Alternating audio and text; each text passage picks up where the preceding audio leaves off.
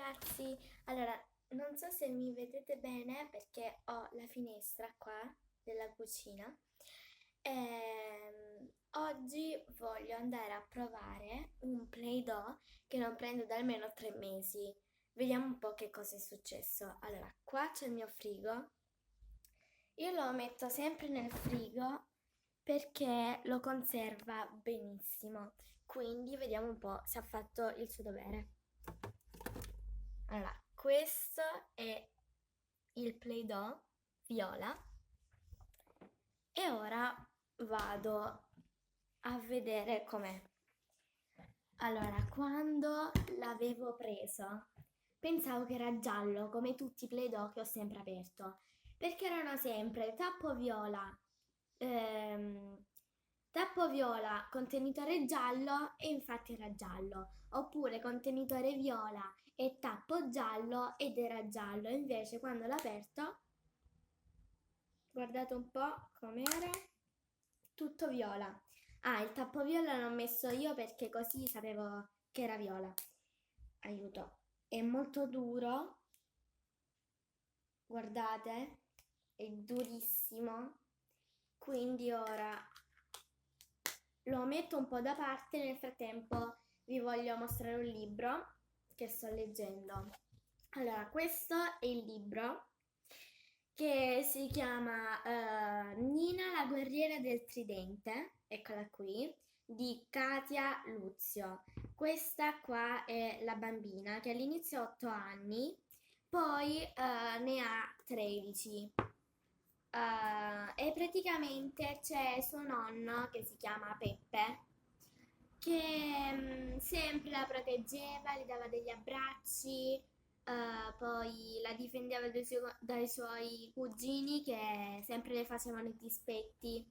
Però poi a 13 anni, no, a 12 anni, questo nonno muore e sente la sua mancanza. A 13 anni danno l'annuncio che nel Salento è arrivata la Xylella. Penso che la conoscete. Per chi non lo sa, la Xylella è una malattia per gli alberi che ancora c'è oggi e, e che ha fatto ammalare gli ulivi, che sono degli alberi molto molto molto importanti per la Puglia, che hanno le olive e quindi fanno l'olio. E praticamente con questa malattia gli ulivi dovevano essere abbattuti e quindi quando è arrivato l'annuncio, quindi 3 anni fa, io avevo 7 anni oppure 6, io mi sono messa a piangere perché cioè, mi aveva fatto un tuffo al cuore che gli alberi dovevano essere stati abbattuti. Per fortuna, anche se gli olivi della mia campagna, che sono 150 e hanno 60 anni ormai, ehm, eh, meno male che sono stati sì contagiati, però sono guariti, stanno ancora lì e non sono stati abbattuti. Quindi meno male e spero che questa xylella presto se ne andrà via. C'è ancora, ma comunque i miei alberi sono al salvo. Invece in questo libro stanno mettendo le X rosse che mettono sugli ulivi per vedere se poi bisogna abbattere l'albero. Ehm, Poi questa bambina scopre nella sua campagna una porta magica che non ha mai visto. Ed entrandola ci sono i Lauri che sono degli elfi, poi ci sono fate, lucertole parlanti, e poi ci sono le madri ulivanti che se vengono contagiate dalla xylella, che in questo mondo magico si chiama Xira, viene infettata, tutti i figli, diciamo, tra virgolette, vengono infettati pure loro e quindi poi muoiono. E Nina, la bambina che si chiama in questo libro, deve combattere Xira, la Xylella, ehm, e quindi poi vedrò man mano che cosa succede. Alla fine del libro, quando finisco di leggerlo, vi dico un po' come è andata a finire. Intanto, ora che ho finito di mostrarvi questo libro, vediamo un po' come sta il Play-Doh. Allora, apriamolo. Oddio. Ok, molto meglio. Guardate. Allora, proviamo a tirarlo fuori. È più difficile di quanto pensassi. Aiuto. No, aspettate. Non è così poco, ce n'è altro. Eccolo qua. L'ho estirpato, guardate se è fatta la forma. Allora, proviamo a squisciarlo. No, no, non ci credo. No. Allora, a parte che è freschissimo, quindi quando ho caldo posso pure prendermi questo nel frigo, fare così alle mani e sono tutta fresca. Però, cioè, 3 mesi sono passati, forse pure di più.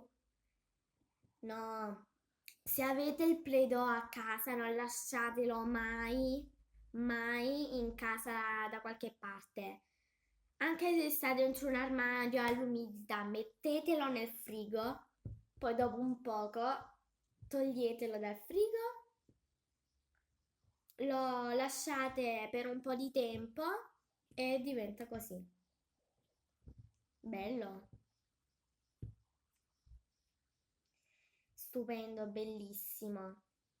Ieri pure l'ho preso, l'ho provato, però era la prima volta dopo 3 mesi, quindi poi si sarebbe di nuovo fatto tutto quanto. Infatti all'inizio era duro, perché dopo il frigo è duro.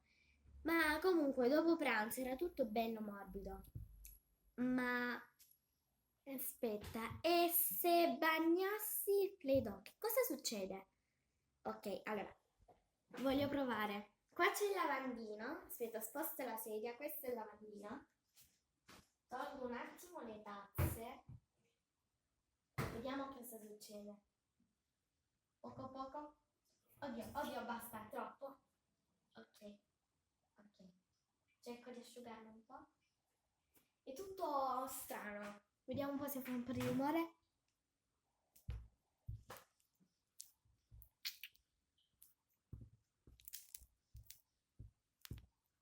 Che figata!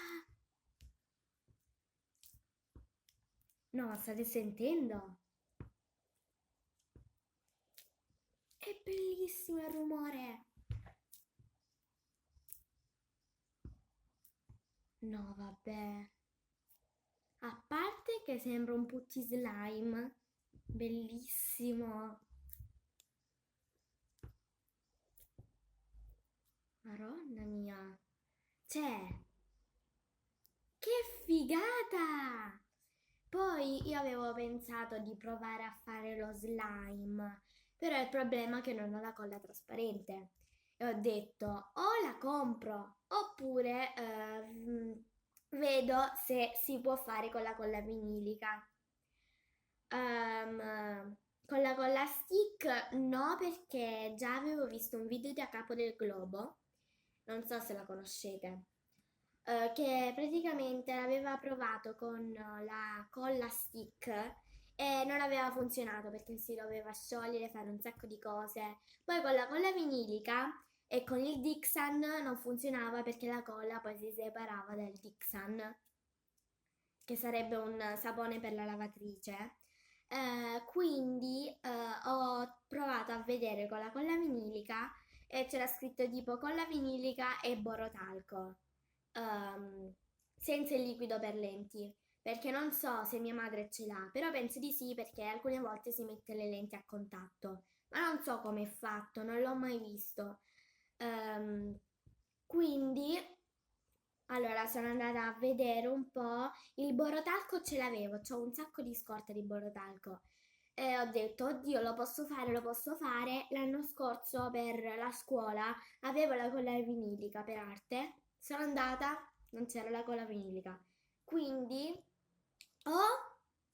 per il prossimo anno di scuola vado a comprare la colla vinilica e poi lo provo con il borotalco, oppure sempre l'anno prossimo compro la colla trasparente oppure tutte e due, così proviamo un po' prima con la vinilica con il borotalco. Poi se non funziona, chiedo a mia mamma un poco che cos'è, che cosa, se il liquido per lentina, a che cosa serve, così magari me lo mostra e poi magari lo posso fare lo slime con la colla trasparente. Non lo so, spero di farlo, comunque questo Play-Doh è fantastico, penso che resterò qua ore e ore, bellissimo.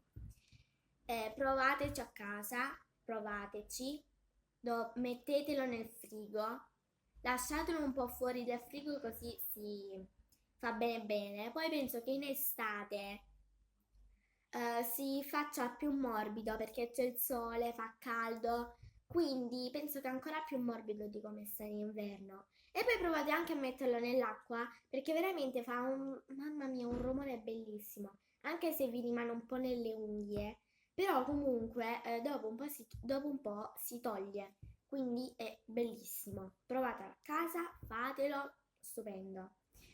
Noi ci vediamo per il prossimo video, io vi saluto e vi do un sacco di bacioni. Ciao!